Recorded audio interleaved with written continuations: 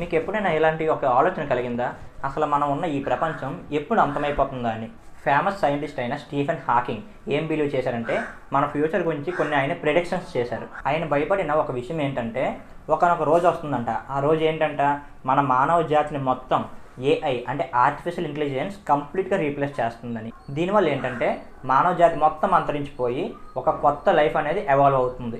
ఒకవేళ అతను చెప్పినట్టు అదే కనుక జరిగితే మన మానవ జాతిలోనే ఇది one of the worst thing. Humanity అనేది భూమి మీద ఇంకెక్కడ కనబడదు. దీంతో పాటుగా అతను క్లైమేట్ చేంజ్ గురించి కూడా కొంత వార్నింగ్ ఇచ్చారు మనకి. ఈ క్లైమేట్ చేంజ్ గురించి అతను చెప్పిన పాయింట్ ఏంటంటే, అతి త్వరలో రాబోయే రోజుల్లో గ్లోబల్ వార్మింగ్ అనేది ఒక పీక్ పాయింట్కి చేరిపోతుంది. ఒకవేళ ఈ రెండు విషయాలు, artificial intelligence and climate change, ఈ రెండు కానీ ప్రపంచాన్ని అంతరించలేకపోతే, స్టీఫెన్ హాకింగ్ ప్రకారం రాబోయే 1000 సంవత్సరాల్లో మనకు 2 విషయాలు కంటికి కనిపిస్తాయి.